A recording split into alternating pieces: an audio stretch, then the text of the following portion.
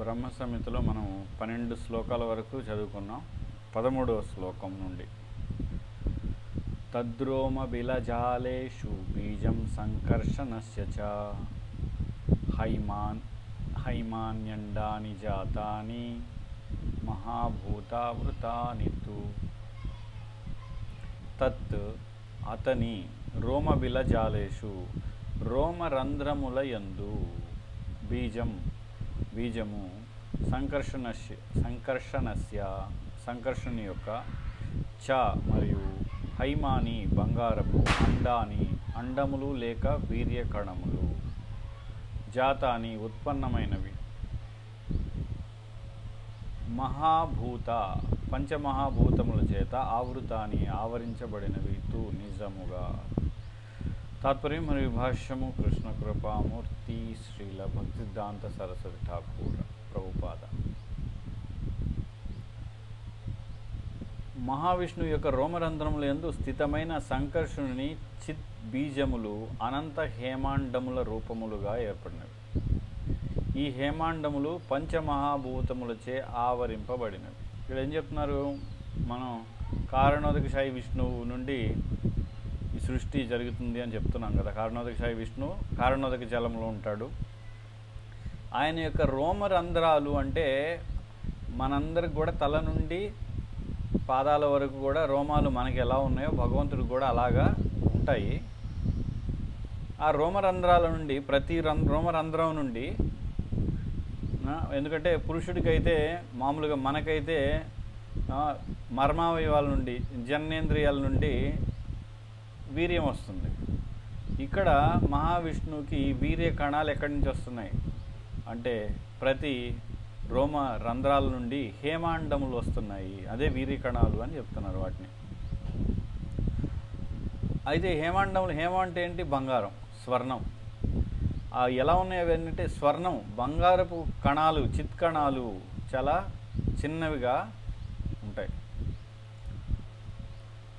ఎక్కడి నుంచి వస్తున్నాయి? రోమరంధ్రాల నుండి ఇవన్నీ వస్తున్నాయి. ఎవరు? కారణోదకశాయి విష్ణు యొక్క రోమరంధ్రాల నుండి వీర్య కణాలు హేమాండముల రూపంలో వస్తున్నాయి. ఈ హేమాండములు పంచభూతములచే, ఇంకా ఏమవుతుంది? పంచభూతములచే ఆవరింపబడినవి. అంటే ఈ పంచభూతములు అనేవి ఏంటి? ప్రకృతి. పురుషుడు ఏంటి? వీర్య కణాలు. కాబట్టి ఇక ఏదైతే వీర్య కణాలు ఇవి అండాలు లాంటివి, అంటే దేహాన్ని ఇచ్చేవి. అది జీవులు. ఏదైతే ఉన్నాయో విష్ణువు నుంచి వచ్చేవన్నీ జీవులు. ఆ వీర్య కణాలలాగా అందులోంచి జీవులు కూడా వస్తారు.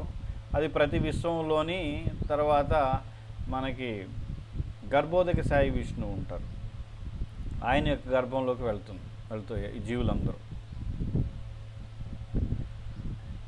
వ్యాఖ్యానం. అపరాకృత కారణసాగరం నందు శయనించిన ప్రథమ పురుషావతారుడైన మహావిష్ణువు యొక్క బృహత్ దివ్య దేహ రోమ రంధ్రముల నుండి అనంత కోటి బ్రహ్మాండ బీజములు ఉత్పన్నమైన ఈ బ్రహ్మాండ బీజాలు అంటే ఏమిటి? ఈ హేమ కణాలు ఏవైతే ఉన్నాయో అదే వీరి కణాలు, అవే బ్రహ్మాండ బీజాలు. ఇవన్నీ కూడా రోమరంధ్రాల నుండి ఎవరు? అప్రాకృత కారణసాగరం అంటే కారణ జలం అంటారు దాన్ని, కారణసాగరం. అది ఎలాంటిది? అప్రాకృతం అంటే సాధారణమైన నీరు కాదు, దివ్యమైన నీటిలో ఉన్నటువంటి విష్ణువు నుండి రోమకూపాల నుండి. అంటే మనం ఎక్కడి నుంచి అయితే మన వెంట్రుకలు ఉంటాయో అక్కడ చర్మం మీద అక్కడ రంధ్రం ఉంటుంది, వెంట్రుక పక్కన కూడా గమనిస్తే. అక్కడి నుండి మనకి బయటికి ఏమొస్తుంది? మనకు కాదు, ఇక్కడ మహావిష్ణువుకి హేమ అండాలు వస్తున్నాయి. అవే వీర్యకణాలు, అవే బీజాలు, బ్రహ్మాండ బీజాలు అంటున్నారు వాటిని. ఆ బ్రహ్మాండములు అనంత చిన్మయ జగత్తు యొక్క విపరీత ప్రతిబింబములే. ఇది చాలా జాగ్రత్తగా అర్థం చేసుకోవాలి. ఏంటి? ఈ బ్రహ్మాండాలన్నీ ఎలా ఉన్నాయి? అనంత చిన్మయ జగత్ అంటే ఆధ్యాత్మిక జగత్తు యొక్క సాధారణ ప్రతిబింబాలు కాదు, విపరీత ప్రతిబింబాలు. కాబట్టి ఆ విపరీతం వలన ఇక్కడ జీవులందరికీ అక్కడ ఎప్పుడు దివ్యమైన ఆనందం ఉంటే ఇక్కడ ఎప్పుడు కూడా నిరంతర దుఃఖం ఉంటుంది. కానీ మనం ఏంటంటే సుఖం ఉంటుందనే భ్రమలో ఉంటాం. ఇక్కడ సుఖం అంటే ఎలాంటి సుఖం? శారీరక సుఖం లేదా సూక్ష్మ స్థూల శరీరాలతో అనిపించే సుఖం తప్ప ఆత్మతో అనుభవించేది ఇక్కడ ఏది లేదు ఈ భౌతిక ప్రపంచంలో. ఒకవేళ ఏదైనా ఉందంటే అది మళ్ళీ భక్తియుక్త సేవ ద్వారా భగవంతుడితో సంబంధం ఏర్పరచుకొని అనుభవించేది తప్ప విడిగా ఏమీ ఇక్కడ లేదు. అందుకే అది ఈ బ్రహ్మాండాలన్నీ కూడా చిన్మయ జగత్తు, ఆధ్యాత్మిక జగత్తు యొక్క విపరీత ప్రతిబింబాలు అని చెప్తున్నారు. కాబట్టి ఇక్కడ మనం ఏదైతే చేస్తున్నాం అటువంటివే ఆధ్యాత్మిక ప్రపంచంలో కూడా జరుగుతాయి. అక్కడ జరిగేవి ఇక్కడ మనం చేస్తున్నాం. ఎందుకంటే జీవులకి మనకి వేరే ఏం తెలియదు, అవే మనకు తెలుసు కాబట్టి అవే చేస్తాం. వాటిల్లో కూడా ఇక విపరీతం కాబట్టి ఇక విపరీతంగా భోగించడం కోసం చాలా కర్కశమైన దారుణమైన కార్యక్రమాలు ముఖ్యంగా మనం చూస్తే కలియుగంలో విపరీతమైన కార్యక్రమాలు చేస్తూ చంపుకోవడం, నరుక్కోవడం అసలు సాధారణంగా ఉండదన్నమాట. అంత రాక్షస ప్రవృత్తి ఇవన్నీ కూడా ఎందుకంటే విపరీతం. ఆ విపరీతం అనేది సత్యయుగంలో చాలా తక్కువ కనపడుతుంది. అంటే ఈ మోసాలు ఇవన్నీ కూడా చాలా స్వల్పంగా ఉంటాయి. అందుకే దాదాపు సత్యయుగం అంటే దాదాపు ఎలా ఉంటుందంటే ముఖ్యంగా భూమిపైన దాదాపు వైకుంఠం లాగానే ఉంటారు జీవులు అందరూ కూడా, ఎప్పుడు ధ్యానం వీటిలో ఉంటారు. ఆయన దివ్య శరీరం నందున్నంత వరకు అవి చిదాభాస రూపమున స్వర్ణమయ అండ సదృశ్యములే యగును. ఏవైతే మహావిష్ణువు ఉన్నాడు కదా, ఆయన రోమకోపాల నుంచి వచ్చేంత వరకు, బయటికి వచ్చేంత వరకు అక్కడ స్వర్ణమయం అంటే బంగారంతో కూడినట్టు బంగారు అండాల్లాగా ఉన్నాయి. ఎప్పుడైతే ఆ రోమకూపాల నుండి బయటికి రాగానే కానీ అవి బహిర్గతములు అయినప్పుడు మహావిష్ణువు యొక్క సృష్టి సంకల్ప ప్రభావమున జడ మరియు నిమిత్తాంశ ఉపాదానాంశ రూప మహాభూతముల యొక్క సూక్ష్మాంశముల ద్వారా ఆవృతములు. వెంటనే ఈ అండాలు విష్ణు నుండి బయటికి రాగానే వెంటనే ఆవృతం అంటే కప్పేస్తాయి. ఇవన్నీ కూడా ఏవి ఈ యొక్క నిమిత్తాంశ అంటే ఈ మహతత్వం అని మనం చెప్పుకున్నాం కదా. ఎప్పుడైతే అండం బయటికి రాగానే ఇక మొత్తం అంతా ఏమవుతుంది, ఈ మహతత్వం లోపలికి వెళ్ళిపోతుంది. ఆ మహతత్వంలో నుంచి మహతత్వంలో ఏముంటుంది, భౌతిక పదార్థం ఉంటుంది. ఆ మహతత్వంలోని భౌతిక పదార్థం ద్వారా ఇక విశ్వాలు తయారవుతాయి అన్నమాట. మహావిష్ణువు యొక్క నిశ్వాసములతో పాటు ఆ స్వర్ణమయ వీర్య కణములు బయటికి వచ్చి మాయ యొక్క అపరిమిత గర్భమునందు ప్రవేశించింది. ఏంటి మాయ యొక్క అపరిమిత గర్భం? ఏదైతే ప్రధాన అనేది మనం చెప్తున్నామో, మహత్తత్వం అని చెప్తున్నామో, మహత్తత్వం ప్రధాన ఇవన్నీ తర్వాత ఒకదాని తర్వాత మహత్తత్వం మూలం, దాని నుంచి తయారయ్యేదే ప్రధాన అంటారు. పదార్థం చెప్పాలంటే ఈ గర్భం అన్నమాట. అదంతా ఏంటంటే గర్భంలో ప్రవేశించి అవన్నీ ఏ విధంగా అయితే మనం తల్లి గర్భంలో ప్రవేశించి వీర్య కణాల ద్వారా ఎలా తయారవుతాం, ఇక్కడ కూడా అదే విధంగా ఇక్కడ ఏం తయారవుతుంది, విశ్వాలు తయారవుతున్నాయి. ఆ విశ్వాల్లో జీవులు అనేది మళ్ళీ ఎవరి ద్వారా వస్తున్నాయి, అప్పుడు మహాభూతముల యొక్క అమిశ్రిత రూపము ద్వారా అవి ప్రవర్ధమానమగును. ఈ మహాభూతాలు ఏవైతే ఉన్నాయో, పంచమహాభూతాలు ఇవన్నీ ఉన్నాయి కదా పదార్థాలు, ఇంకా పంచే కాదు, ఇంకా మనసు, బుద్ధి, అహంకారం వీటన్నిటి ద్వారా ఇంకా మిశ్రితమయ్యి వాటి ద్వారా ఇంకా అభివృద్ధి చెందుతూ ఉంటాయి ఇవి విశ్వం అంతా కూడా. 14 ప్రత్యండమేవమేకాంశాదేకాంశాద్విశతి స్వయం సహస్రమూర్ధా విశ్వాత్మా మహావిష్ణు సనాతనః.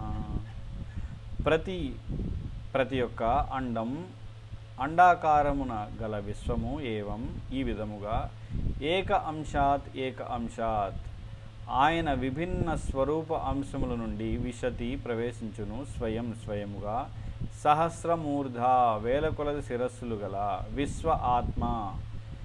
విశ్వమునకు ఆత్మ అయిన మహావిష్ణువు సనాతనః నిత్యుడు. అర్థం, ఆ మహావిష్ణువే తిరిగి ప్రతి బ్రహ్మాండమునందును విభిన్న స్వరూపాంశ రూపముతో ప్రవేశించును. ప్రతి దివ్య అంశయు ఆయన విభూతినే కలిగి ఉండు, అనగా అవి అన్నీను సనాతనుడు విశ్వాత్మ మహావిష్ణు రూపమున వేల కొలది శిరస్సులతో విరాజిల్లును. ఇంకా ఏం చెప్తున్నారు తాత్పర్యంలో, ఆ మహావిష్ణువే తిరిగి ప్రతి బ్రహ్మాండమునందు విభిన్న స్వరూపాంశ రూపములతో, అంటే తన యొక్క స్వరూపంతోనే విభిన్న స్వరూపాంశ రూపాలతో ప్రవేశించును అని చెప్తున్నారు. ప్రతి దివ్యాంశయు ఆయన విభూతినే కలిగి ఉండు, అంటే భగవంతుడికి విష్ణువుకి ఏవైతే ఉన్నాయో అవన్నీ కూడా ఇందులో ఈయనకు కూడా ఉంటాయి. ఎవరు? ప్రతి బ్రహ్మాండంలో ప్రవేశించే రూపాంశ ఏదైతే ఉందో స్వరూపాంశ ఆ రూపానికి, అనగా అవన్నీను సనాతనుడును విశ్వాత్మ మహావిష్ణు రూపమున వేల కొలది శిరస్సులతో విరాజులును. ఇదేంటి ఇక్కడ వేల కొలది శిరస్సులు అంటే కారణం గర్భోదక సాయి విష్ణువు గురించి కదా చెప్తున్నారు. కాబట్టి గర్భోదక సాయి విష్ణువుకి అనేక తలలు కూడా ఉండొచ్చు. మనకి మామూలుగా విష్ణువు అని ఒక తల ఉండదు, వేల కొలది శిరస్సులు కలిగి ఉండి, ఎందుకని ప్రతి విశ్వంలోనూ ఆయన ప్రవేశిస్తారు కాబట్టి ప్రతి విశ్వంలోనూ ఆయన ఉంటారు. గర్భోదకశాయి విష్ణువులాగా. వ్యాఖ్యానం. అప్రాకృత కారణసాగరమును శయనించి యుండు మహావిష్ణువు మహాసంకర్షుని స్వరూపాంశము. ఈ కారణజలంలో ఉండేది ఎవరు? మహావిష్ణువు, మహాసంకర్షణుడు. సంకర్షణుడు నుండే ఈ యొక్క మహావిష్ణువు వస్తున్నాడు. ఆయన స్వరూప మహాసంకర్షణ అని ఉంటాడు. ఎవరు? ఎక్కడ? ఆధ్యాత్మిక ప్రపంచం, వైకుంఠ లోకాల్లో. ఆయన యొక్క స్వరూపాంశమే ఈ మహావిష్ణువు. సమస్త బ్రహ్మాండములలో ఆయన స్వరూపాంశ రూపముతో ప్రవేశించును. అన్ని బ్రహ్మాండాల్లో ఈ విధంగా కారణోదకశాయి విష్ణువులాగా ప్రవేశిస్తాడు. ఇట్టి ప్రతి దివ్య అంశయు ద్వితీయ పురుషావతారముగా గర్భోదకమునందు శయనించి ఉండును. అందుకే ఆయన్ని గర్భోదక సాయి విష్ణువు అంటున్నారు. ఈయనే ద్వితీయ అవతారం. ప్రథమ పురుషావతారం, ద్వితీయ పురుషావతారం, తృతీయ పురుషావతారం. తృతీయ పురుషావతారం ఎవరు? క్షీరోదకశాయి విష్ణువు. ఈయన కారణోదకశాయి విష్ణువు, తర్వాత గర్భోదకశాయి విష్ణువు, తర్వాత క్షీరోదకశాయి విష్ణువు శయనించి ఉండును. మరియు అన్ని విధముల మహావిష్ణువుతో సమానమై ఉండును. ఆయన అన్ని విధముల ఈయన ఎలాగా మహావిష్ణువుకి ఏమేమైతే లక్షణాలు ఏమున్నాయో అన్ని విధాలా సమానం. ఎవరికి? గర్భోదకశాయి విష్ణువు. నిజానికి గర్భోదకశాయి విష్ణువే కాదు, విష్ణువు ఎక్కడున్నా, అంటే కొన్నిసార్లు మనం బ్రహ్మ విష్ణు మహేశ్వరులు గుణావతారాలు అంటాం. అక్కడ కూడా అన్ని అంశాలు అన్నీ ఉంటాయి. కాకపోతే గుణావతారంగా ఆయన ఉన్నప్పుడు కేవలం ఈ సృష్టిని నియంత్రించడం, సత్వగుణంలో ఉండి స్థితిని మాత్రం చూస్తాడు తప్ప అన్ని శక్తులు విష్ణువుకి అక్కడ ప్రతిసారి ఎక్కడ విష్ణువు ఉన్నా స్వయంగా ఆయనకి అన్ని శక్తులు ఉంటాయి. అతడు సర్వాంతర్యామి, దివ్య మార్గదర్శకుడుగా పిలువబడును. ఎవరు? ఈ గర్భోదకశాయి విష్ణువు సర్వాంతర్యామిగా కూడా. ఈయన తర్వాత ఎలాగా క్షీరోదకశాయి విష్ణువు లాగా ఉంటాడు. ఆయనే సర్వాంతర్యామి, దివ్య మార్గదర్శకుడు. 15 వామాంగాదసృజద్విష్ణుం దక్షిణాంగాత్ ప్రజాపతిం జ్యోతిర్లింగమయం శంభుం కూర్చదేశాదవాసృజత్. వామ అంగాత్, ఆ మహావిష్ణువు తన వామాంగము నుండి, వామాంగం అంటే ఎడమ చెయ్యి, అసృజత్ సృజించెను, విష్ణువును దక్షిణాంగము నుండి అంటే కుడి చెయ్యి, ప్రజాపతిం హిరణ్య గర్భుడైన బ్రహ్మను, జ్యోతిర్లింగమయం జ్యోతిర్లింగమయుడైన శంభుని కూర్చదేశాత్ రెండు కనుబొమ్మల మధ్య భాగము నుండి అహసృజత్ సృష్టించెను. అర్థం. ఆ మహావిష్ణువు యొక్క వామాంగము నుండి విష్ణువు అంటే ఎడమ చేతి నుండి, దక్షిణాంగము నుండి అంటే కుడి చేతి నుండి ప్రథమ ప్రజాపతి అయిన బ్రహ్మ. మొదట ఇక్కడ నిజంగా జనుల్ని సృష్టించేది ఎవరు అంటే ప్రథమ ప్రజాపతి ఎవరు? బ్రహ్మే మొదటి ప్రజాపతి. తర్వాత ఆయన ద్వారా ప్రజాపతులు వస్తారు కాబట్టి బ్రహ్మ కూడా ప్రజాపతే. కనుబొమ్మల మధ్య భాగము నుండి జ్యోతిర్లింగమయుడైన శంభువు అంటే విష్ణువు యొక్క కనుబొమ్మల మధ్య నుండి జ్యోతిర్లింగమయుడైన, అంటే జ్యోతిర్లింగం అంటే ఇక్కడ మనం అర్థం చేసుకోవాలి. లింగం ఎలా ఉంటుంది? మనం ఒక దీపాన్ని వెలిగిస్తే ఎలాగైతే ఇట్లా పైకి ఇలా ఒత్తి వెలుగుతుందో అలాగా జ్యోతిర్లింగ స్వరూపుడు అంటున్నారు. ఆ ఒత్తిలాగా ఆ లింగం ఉంటుంది అని, లింగ స్వరూపుడు జ్యోతిర్లింగమయుడైన అని. శంభువు ఉద్భవించాడు అక్కడి నుంచి. వ్యాఖ్యానం. అంతర్యామి అయిన క్షీరోదకశాయి దివ్య పురుషుడైన శ్రీ విష్ణువు. అంతర్యామి అయిన క్షీరోదకశాయి విష్ణువు ఉన్నారు కదా. ఎవరు ఈ క్షీరోదకశాయి విష్ణువు? ఈ గర్భోదకశాయి విష్ణువు నుంచి మళ్ళీ క్షీరోదకశాయి విష్ణువు వస్తారు. ఆయనే దివ్య పురుషుడైన శ్రీ విష్ణువు. ఆయనే అంతర్యామిగా ఉండేది ఆయనే. హిరణ్య గర్భరూపమైన భగవదంశ ప్రథమ ప్రజాపతి చతుర్ముఖుడైన బ్రహ్మకు భిన్నమైన వాడు కాబట్టి హిరణ్య గర్భరూపుడైన భగవదంశ రూపమైన భగవదంశ ప్రథమ ప్రజాపతి ఎవరు? చతుర్ముఖుడైన బ్రహ్మకు భిన్నమైన వాడు. దేనికి? హిరణ్య గర్భరూపమైన భగవదంశ ఏదైతే ఉందో అది ఈ చతుర్ముఖుడైన బ్రహ్మకు భిన్నమైన వాడు. అంటే ఇక్కడ విష్ణువు ఏదైతే ఉందో విష్ణువుని ఇక్కడ హిరణ్య గర్భుడు అని కూడా అంటారు అక్కడ విష్ణుమూర్తిని. కాబట్టి పూర్తిగా విష్ణుమూర్తికి ఈయన చతుర్ముఖ బ్రహ్మ వేరు ఒకటి కాదు అని చెప్తున్నారు. ఈ హిరణ్య గర్భుడే అనంత బ్రహ్మాండముల యందలి ప్రతి బ్రహ్మకు బీజతత్వము. కాబట్టి బ్రహ్మకి కూడా మూలమైంది ఎవరు అంటే హిరణ్య గర్భుడు అంటున్నారు. అంటే ఒక విధంగా చెప్పాలంటే హిరణ్య గర్భుడు అంటే ఎవరిని చెప్పుకోవచ్చు ఇక్కడ? గర్భోదక సాయి విష్ణు. అంటే ఆయన నుంచే కదా ఇక్కడ ఎవరు పుడుతున్నారు? బ్రహ్మ పుడుతున్నాడు. దివ్య జ్యోతిర్లింగమయుడైన శంభువు తన మూలతత్వమైన ఆదిలింగ రూప శంభువుకు ప్రకాశమాత్రుడే. శంభువు ఆది దివ్య జ్యోతిర్లింగమయుడైన శంభువు తన మూలతత్వమైన ఆదిలింగ రూప శంభువు ఎవరైతే దృష్టి ఉంది కదా, ఆ దృష్టికి ఇక్కడ వచ్చే ఈ విశ్వంలోని ఎవరైతే జ్యోతిర్లింగమయుడైన శంభువు ఉన్నాడో ఆ దృష్టి రూపంలో ఉన్న శంభువుకి ప్రకాశమాత్రం అంటే ఆయన మూలమైతే ఆయన యొక్క వెలుతురులాగా ఈ శంభువు వస్తున్నాడంట. ఎవరు? ఇక్కడ ప్రతి విశ్వంలోని శివుడు ఎవరైతే వస్తుంటారో రుద్రుడుగా, మళ్ళీ బ్రహ్మ యొక్క భృగుటి నుండి ఇక్కడ నేత్రాల నుండి భ్రూ మధ్యం నుండి పుడతాడు కదా. ఇక్కడ కూడా మనం ముందర శ్లోకంలో చూసాం. ఏంటి? విష్ణువు ముందర శ్లోకం ఏముంది? ఇక్కడే మనం ఏమేమి చూసాం అక్కడ? జ్యోతిర్లింగమయుడైన కనుబొమ్మల మధ్య నుండి. ఎవరి కనుబొమ్మల మధ్య నుండి ఇక్కడ వస్తుంది? విష్ణువు యొక్క కనుబొమ్మలు.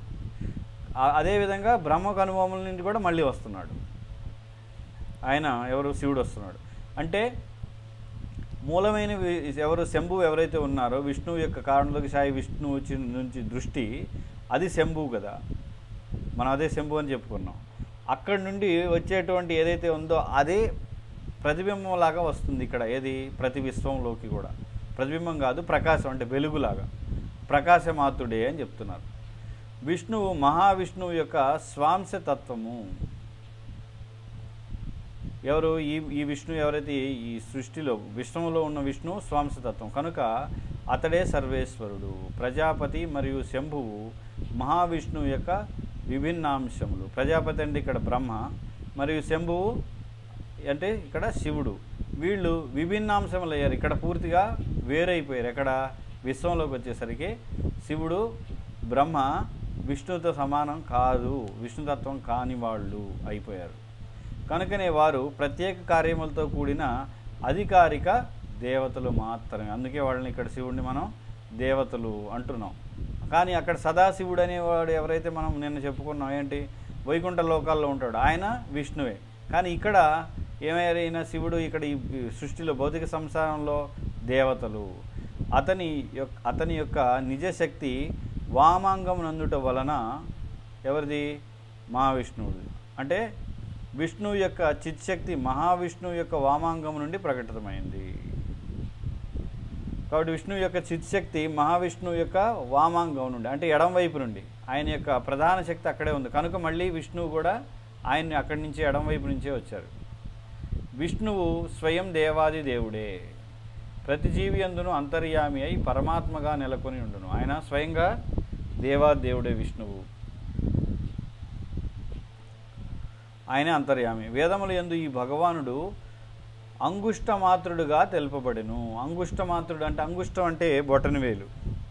ఈ బొటనవేలు రూప పరిమాణంలో ఉంటాడు. అంటే ఏంటి? ఈ మన ఎవరి యొక్క హృదయంలో ఎవరి బొటనవేలు ఎంత ఉంటే అంత రూపంలో విష్ణువు ప్రతి ఒక్కళ్ళ హృదయంలో ఆ విధంగా అంతర్యామిగా ఉంటాడు అని చెప్తున్నాడు. అతడే పరమపోషకుడు. కర్మిష్ఠులు అతనిని యజ్ఞేశ్వర నారాయణ రూపమును పూజిస్తారు. కర్మకాండ చేసేవాళ్ళు వీళ్ళందరూ ఏంటి? యజ్ఞేశ్వర నారాయణ రూపంలో. ఎందుకంటే ప్రతి యజ్ఞంలో కూడా విష్ణువుని ఆహ్వానిస్తారు కాబట్టి యజ్ఞేశ్వర నారాయణుడు.